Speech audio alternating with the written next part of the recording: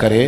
اللہ کے پیارے محبوب علیہ السلام کی محبت جب حضور کو، بھائی جس چیز کی طرف محبوب نے ایک دفعہ دیکھا ہے نا، وہ غار ثور میں حضور ایک دفعہ گئے ہیں، 3 دن قیام کیا ایک دفعہ گئے، تو ہمارا تو کئی بار جانے کو دل کرتا ہے. جہاں حضور تھوڑی دیر قیام فرمائیں اس جگہ سے پیار ہو جاتا ہے.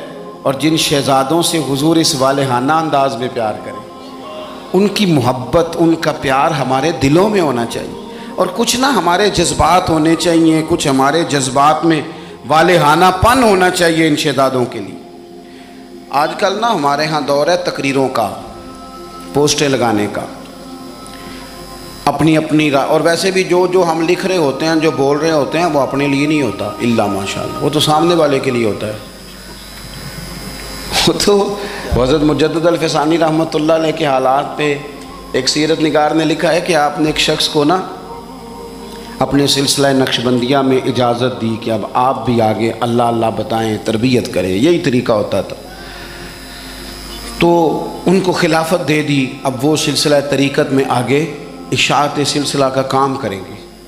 کچھ عرصے کے بعد وہ خلیفہ صاحب نے حضرت شیخ کو خط لکھا تو کہنے لگے حضور آپ نے فقیر کو اجازت دی تھی، اب میں تقریر بھی کرتا ہوں، تدریس بھی کرتا ہوں، تصنیف بھی کرتا ہوں.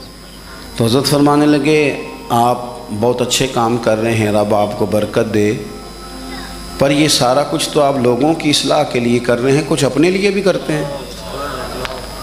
رات کو تہجد میں اٹھ جاتے ہیں، کچھ اللہ کے حضور رونا نصیب ہو جاتا ہے، کچھ آپ کو درود و سلام کی کیفیات نصیب ہوتی ہیں. یہ تو جو کچھ ہے الحمدللہ بہت اچھا ہے، قابل تعریف ہے، پر یہ تو آپ خدمت دین کا کام کر رہے ہیں نا لوگوں کی، آپ اپنے لیے کیا کر رہے ہیں؟ یہ بھی تو مقام غور ہے. بہت ساری چیزیں آج ایسی ہیں جو تقریروں میں تحریروں میں، لیکن ہمارے پرانے بزرگ جو تھے ان کا رنگ اور تھا، ان کا انداز والہانہ تھا، والہانہ. میں نے کئی دفعہ سنائی ہے بات، پھر سناتا ہوں. بڑی عید پہ نا میرے والد صاحب چاول لائے، غریب گھر تھا تو ثابت چاول اور بہترین چاول کم ملتے تھے، تو جو زیادہ اچھے چاول تھے اماں جی نے ایک دفعہ پکائے تو وہ بڑے اچھے لگے، تو سب نے تعریف کری کہ چاول بڑے اچھے ہیں. تو تھوڑے دنوں کے بعد چاول پکے تو وہ والے نہیں تھے، تو ابا جی کہنے لگے والدہ سے کہ وہ چاول کتنے نہیں، یہ نویں پکا لینے آج. تو اماں جی فرمانے لگیں کہ چاول بڑے سونے تھے، پیارے تھے، میں نے رکھ دیے ہیں، 10 محرم کو امام حسین کی نیاز پکائیں گے. ہمارا نا آپ نے ناراض نہیں ہونا، محفل میلاد کی ہو یا 10 محرم کی ہوتے نہیں جاؤ گے ناراض. محفل کے منتظمین اگر مجھ سے بگڑ نہ جائے تو بات کر دوں، کم مشکوک ہو گیا، رہن دئیے کوئی اور ہی کر لئیے، کر دیں جی. محفل شریف کی جو لنگر ہے اس کو کہتے ہیں یہ تبرک ہے، ایسے ہی ہے، ہوتا بھی ہے، وہ تبرک ہوتا ہے نا جی. تو جو شاپر میں چاول تبرک صاحب ہیں وہ نعت خواں بھی کھا لے گا، کوئی مسئلہ نہیں، اس کے لیے مرغن غذا کی کیوں اہتمام کیا ہے، اس کو تبرک نہیں گزرتا الگ سے، پیر صاحب کو نہیں گزرتا، ان کے الگ سے نہیں گزرتا یہ تبرک. وہ خدا کے بندو، غریب کو تو لوگ اب تو تگڑے بندے افطاریاں بھی سیاسی کراتے ہیں، وہ تو دعوتوں میں بھی تگڑوں کو بلاتے ہیں. یہ محفل میلاد تھی، محرم کی محفل تھی، 11ویں کی محفل تھی جس میں ماڑے ماڑے لوگ آتے تھے. تم نے اس میں بھی غریبوں کا شاپر والا چاول بنا دیا اور امیروں کے لیے لنگر مہمان خصوصی کے لیے تم نے الگ سے بنا دیا. کاش میلاد کی محفل میں تم زیادہ بوٹیوں والے چاول پکاتے، سب کے لیے ایک جیسے، اور غریب کو پرات بھر کے دی جاتی. اس کے بچے جو سارا سال گوشت سے لڑائی کرتے ہیں وہ چاروں بچے ساتھ لے آتا، اور جب بچے چھوٹے چھوٹے دیہاتی غریب وہ کھانا کھا رہے ہوتے ہیں تو ابا جی سے پوچھتے ابا جی آج کی ہے؟ اللہ کیا بات ہے. یہ بھی ایک سبق ہے میلاد کا. آج کی ہے سانوں تے کدی انج گوشت نہیں لبا، آج کی ہے. تو ابا جی تھپکی دے کے پیار کر کے، ہو سکتا ہے ابا رو ہی پڑتا، رو کے کہندا پتر اج رج رج کھاؤ بوٹیاں، اج رسول پاک دا میلاد شریف. مجھے بتلاؤ نا،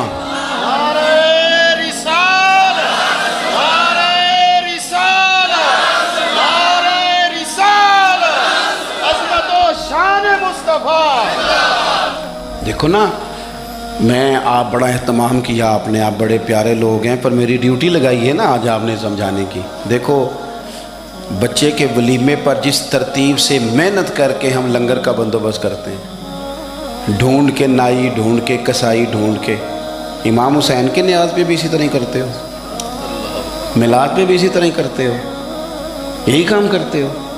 ایک مثال اور دیتا ہوں، میں نے اپنے ماں باپ سے سیکھا یہ ادب، اور وہ پڑھے لکھے نہیں تھے، سادہ تھے۔ میری اماں جی مجھے کہتی محرم والے دن کہ جا مینوں نا ٹوٹیاں لیا دے، میں کھیر ونڈنی ہے۔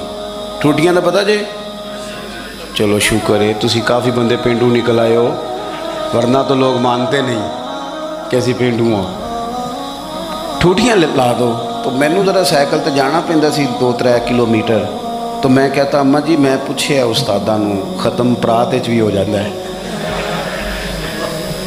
آپ دلا لیں ہو جاتا ہے، پلیٹوں میں مطلب کوئی مسئلہ نہیں۔ اماں جی کہندے تو نا اپنے مسئلے رکھ اپنے کول، میں نے ٹوٹیاں لے آ کے دی، تو وہ چلے جاتا۔ ایک دن میں تھوڑا سا نا تنگ ہو کے بھی گیا، یار حد ہو گئی ہے، اماں جی مسئلہ سمجھتی نہیں، میں اتنے بڑے مفتیوں کا قول سنا رہا ہوں۔ امام اعظم ابو حنیفہ کی والدہ، امام صاحب کے ایک شاگرد تھے، وہ واعظ تھے، بڑی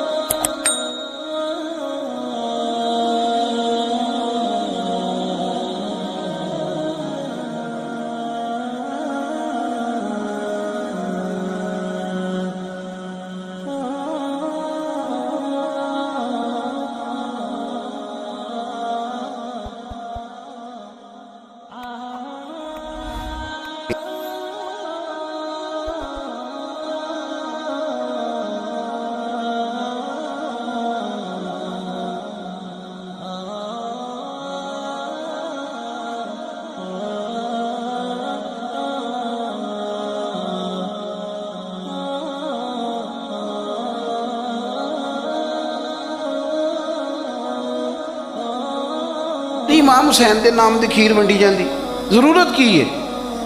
تو اماں جی کو پتہ تو تھوڑا غصے میں گیا ہے، پسینے میں شرابور واپس آیا ہے، تو ان کا لہجہ وہ ہو گیا جو ماں کا پھر سمجھانے کا لہجہ ہوتا ہے۔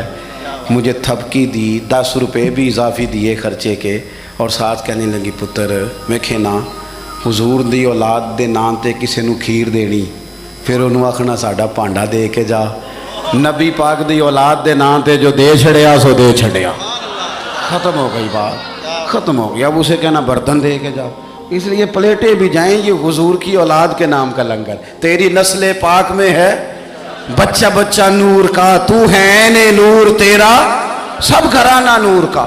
تو ایک تو ان سے والہانہ پن۔ پانچویں اور آخری بات، اپنے بزرگوں کے صرف دن نہیں منانے، دین صرف منانے نہیں آیا دنیا میں، دین تو اپنانے کے لیے آیا ہے۔ ہم نے نیرے دن نہیں منانے، نیرا اپنا سند ہی مضبوط نہیں کرنی، احترام بھی کرنا ہے حد درجے، لیکن جو ان کی سوچ ہے، جو ان کی فکر ہے، جو ان کا مزاج ہے۔ 2 باتیں حضرت عمر فاروق رضی اللہ تعالیٰ عنہ میں اور امام حسین میں ایک جیسی ہیں، کامن ہے۔ ایک تو ان دونوں کا مسلح سے پیار، 100 رکعت نماز نفل پڑھتے تھے حضرت سیدنا امام حسن اور حسین فرضوں کے علاوہ۔ جو 5 بھی پوری نہیں پڑھتا وہ کہتا ہے مجھ سے بڑا امام حسین کا محب بھی کوئی نہیں۔ 5 آپ دیکھیں نا، 9-10 محرم کی درمیانی رات یزید کی فوجوں نے جب کہا کہ حسین یا جنگ یا بیعت 2 ہی باتیں، تو امام حسین رضی اللہ تعالیٰ عنہ فرمانے لگے ایک رات کی مہلت دے دو، صبح بات کریں گے۔ وہ چلے گئے۔ حضرت عباس رضی اللہ تعالیٰ عنہ عرض گزار ہوئے، حضور جو فیصلہ آپ نے صبح کرنا ہے مجھے تو ابھی اس کا پتہ ہے، بیعت تو آپ نے کرنا نہیں، تو آپ یہ سوچیں گے پتہ نہیں کوئی گنجائش نکالنے لگے ہیں، یہ عجیب سے لوگ ہیں، آپ نے رات کیوں لی؟ تو امام حسین فرمانے لگے عباس تیرا کیا خیال ہے؟ میں نے سوچنے کے لیے رات لی ہے۔ حضور کس لیے؟ تو فرمانے لگے تجھے پتہ ہے نا مجھے مصلی سے بڑا پیار ہے، تجھے پتہ ہے نا مجھے اللہ کی بارگاہ میں سجدہ کرنا کتنا سکون دیتا ہے، صبح میدان لگے گا، امید شہادت کی ہے، میرا دل کرتا ہے کہ رات رہ گئی ہے، رج رج کے اپنے رب کو سجدہ نہ کر لوں۔ इमाम अली मकाम के मानने वालों का सजदे से प्यार क्यों नहीं? इबादत, आप यकीन करें, 1.5 घंटे की बातें, निरी गप शप, कोई लेना देना नहीं। ये कौन साहब है? कहते हैं ये दरवेश होते हैं। अच्छा जनाब, दरवेश साहब 1.5-2 घंटे गप शप लगाई, इधर की उधर की, फलाने की, इसकी उसकी कहानियाँ सुनाई। नमाज का टाइम हुआ तो कहते तो मौलवियों का काम है। खुदा से डर। तो किस तरह के लोगों की तरफ हमने तवज्जो कर ली है। हज़रत फ़ारूक आज़म, हज़रत उस्मान गनी ने ना हज़रत उमर के विसाल के बाद उनकी एक बेवा से निकाह किया। खातून अर्ज़ करने लगी, हुज़ूर मैं तो बुढ़ापे की तरफ मेरा सफ़र है, किसी खिदमत के काबिल नहीं, तो मेरे साथ निकाह समझ में नहीं आया। फरमाने लगे, खिदमत के लिए निकाह नहीं किया, मैं उमर की इबादत से बड़ा मुतासर हूँ। इतनी मेहनत, इतनी जद्दोजहद, इतनी खिलाफत की पाबंदियाँ, इतने काम के बावजूद मुसल्ले पे बैठते हैं तो मज़ा आ जाता है। फरमाने लगे, मैंने उन्हें मस्जिद में राज के सजदे करते देखा है। तुझसे निकाह इसलिए किया है कि आप मुझे बताएंगी कि सैयदना उमर घर की 4 दीवारी के अंदर अपने रब को किस तरह याद करते। मुझे बताएं, ये सजदों से दिलचस्पी, इबादतों का शौक़, तिलावतों की लज्जत, दरूद व सलाम का जायका, हमारी ना रूहानी ज़िंदगी मोबाइल ने बड़ी बेआबाद कर दी है। 10 मिनट मिले नहीं तो मोबाइल खोला नहीं। जो सबसे ज़रूरी और अहम काम था वो तो ये था कि 10 मिनट मिलते थे, सहाबा को वो नफल नींद लेते थे। अल्लाह के वली दरवेश वो अल्लाह अल्लाह करने को तरजीह देते थे, मिजाज नहीं। एक तो ये बात अच्छी तरह बांध ले इमाम अली मकाम से मोहब्बत करने सैयदना फ़ारूक आज़म से, और दूसरी बात ये कि बातिल से कभी समझौता नहीं, बातिल के लिए गुंजाइश नहीं। हम मुख्तलिफ़ हिकमतें, मुख्तलिफ़ मसलहतें, मुख्तलिफ़ कहानियाँ छेड़ के बातिल के लिए गुंजाइश पैदा करते हैं। हम या आप देख ले हमारे मुल्क में क्या हो रहा है। वो एक दोस्त आए थे मेरे पास जुम्मे से 4-5 दिन पहले, बुजुर्ग बंदे कभी कभी आ जाते हैं, तो मैंने कहने लगे, पीर साहब है भला की हो रहा है मुल्क च? मैं क्या जी सब दे सामने ही है। फरमान लगा, जो बचपन च खेडी दा सी ना, ते खेड दा हार जित दा नतीजा ना मनन दा इरादा हुंदा सी, ते उदों आखीदा नहीं दोबारा करो, तुसां रोद मारिया है। कहते नहीं ये कुछ हो रहा है सुबह शाम। और आप देखें मजाक कितना ज़्यादा है। अब तो बाहर के ममालिक हमें कहते हैं कि किस तरह के लोग होते हैं, सिर्फ मजाक नहीं किसी के साथ हो रहा होता, सुबह शाम मजाक हो रहा है, हद हो गई। यानी एक बंदा उठा, उसने कहा मैं हर बंदे को रोटी कपड़ा और मकान दूंगा, इस पर उसने हुकूमत कायम कर ली। हुई कि नहीं आपके मुल्क में? फिर दिया उसने सबको रोटी कपड़ा और मकान। फिर एक उठा तो उसने कहा कर्ज उतारो, मुल्क संवारो। लोगों ने, औरतों ने, ख़वातीन ने, बच्चों ने अपने कानों से उतार उतार के बालियाँ बीवियों ने दे दी। फिर उतर गया कर्जा मुल्क का। फिर एक तीसरे साहब आ गए, कहा मैं करप्शन ख़त्म कर दूंगा। फिर करप्शन ज़्यादा लोगों को टिकटें दे दी, उनको मिनिस्टर बना दिया। बेचारी कौम तो तुम्हारे झूठे सच्चे नारों के पीछे लग जाती है, लेकिन रब करीम की बारगाह को क्या जवाब दो। मेरे पास आप यकीन करें लोग आते हैं हमारे पास ना, खानकाहों, आस्थानों, मसाजिद में लोग नेक आदमी समझ के आ जाते हैं दुआ कराने। वो फिर अपना दुख भी सुना के जाते हैं, लोगों की तकलीफ़ें सुनी नहीं जाती। ये जितने सियासी तबसरे हैं ये इसी वाले कमरों के हैं। अमीर पीरों का, वज़ीरों का, तगड़े लोगों का आवाम से गैप ज़्यादा हो गया है। आम आदमी की दुख नहीं समझ पा रहे हम। लोग गुर्बत की सतह से नीचे ज़िंदगी गुजार रहे हैं। यार हद हो गई ना कि हम उस मुल्क में रहते हैं जिसमें ढेरों लोग ऐसे हैं जिन्हें साफ पानी नहीं मिलता, पीने का साफ पानी, कुछ नहीं साफ पानी मिल जाए। मैं और आप उस मुल्क में रहते हैं। अच्छा, एक तरफ हाल ये है कि नए मॉडल का मोबाइल आए तो मिलता नहीं मार्केट में, पुराना मिल जाता है। ये अमीरों की चाहते हैं। गाड़ी 3-4-5 लाख रुपया ज़्यादा दे के बुक करा लेंगे, चाहिए मुझे ज़रा 2 महीने पहले। दूसरी तरफ हाल ये है, मैं कभी कभी वक्त निकाल के सरकारी अस्पतालों में जाता हूँ। कुछ मरीज़ ऐसे होते हैं जिन्हें तसल्ली भी दे दी जाए तो उनका फ़ायदा हो जाता है। आप कभी हाल देखें जाके, लोगों को व्हील चेयर पर बिठा के ड्रिप लगा दिया डॉक्टर ने। डॉक्टर क्या करे, बेड ही कोई नहीं। इस तरह भी कभी होता है। कोई वाली वारस नहीं कौम का। یعنی جن لوگوں کو بیمار ہوں تو لیٹنے کو جگہ نہ ملے، اس قوم کے لوگ جھنڈے لگائیں اور وزیروں کے نعرے لگائیں اور جناب اور جتنا پیسہ تم الیکشن پہ لگاتے ہو نا، اس کے کتنے کتنے بڑے ہسپتال بن جاتے، لیکن مزاج نہیں، طبیعت نہیں۔ حضرت امام حسن میں، سیدنا عمر فاروق میں یہ بات کامن تھی کہ باطل کے ساتھ کبھی صلح، یہ ہم نے غلط لوگوں کو سپورٹ کر کر کے باطل کو عروج دیا ہے، کبھی صلح نہیں۔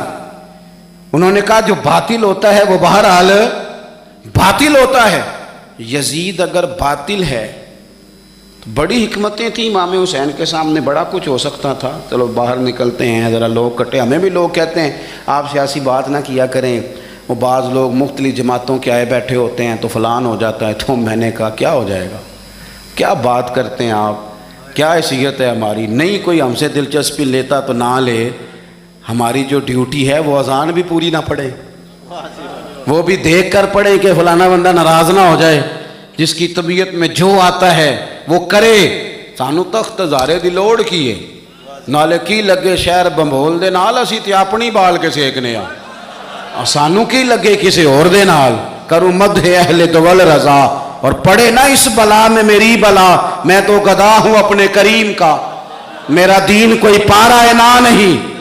یہ کیا بات ہوئی کہ آپ سچی بات ہی نہ کریں؟ آپ غور کریں میں کیا عرض کر رہا ہوں۔ غریب لوٹتے رہیں اور آپ کہیں کہ جناب وہ فلانا بندہ کہے گا میں سیاسی جماعت کا تھا، آپ نے بات کر دی، ہو جو جس جماعت کا ہوتا ہے، لیکن حق بہرحال حق ہی ہوتا ہے۔ یہی بات امام حسین کے سامنے آئی۔ بچوں عورتیں ساتھ ہوں تو لوگ تو ویسے ہی کہہ دیتے ہیں میرے ساتھ زنانہ ساتھ ہے، ورنہ میں تجھے بتا دیتا، لیکن امام حسین نے نہ عورتوں کا ساتھ دیکھا، نہ بچوں کی بھوک دیکھی، نہ تکلیف دیکھی۔ انہوں نے بتایا کہ جب باطل کے سامنے ڈٹنا ہے تو نتیجے کی پرواہ کیے بغیر ڈٹنا ہے۔ جو لوگ کام کرنے والے ہوتے ہیں وہ رزلٹ نہیں دیکھتے کیا نکلے گا، رزلٹ تو یہ نکلا کہ امام حسین شہید ہو گئے اور پھر 3-4 سال یزید حکومت بھی کر گیا، لیکن قیامت تک کے لیے اس کا نام ذلت کا باعث بن گیا۔ اور انسان کو بیدار تو ہو لینے دو، ہر شخص پکارے گا ہمارے ہیں حسین، اب بیدار تو ہو لے۔ امام حسین کا نام سند بن گیا ہے باطل سے لڑنے کی۔ تو مہربانی کریں، ہو سکتا ہے آپ اکیلے ہوں پورے گھر میں، لیکن آپ ڈٹنا سیکھیں، سچ کہنا سیکھیں، بات صحیح کرنی سیکھیں، کام پہ نہیں، ڈرے نہیں۔ کوئی جب اللہ تعالیٰ ساتھ ہو پھر کوئی بندہ کسی کا کیا بگاڑ سکتا ہے؟ سچ پر کھڑے ہونا سیکھیں، سچ پر۔ اللہ کے بندوں کا پیار اپنے دل میں بٹھائیں۔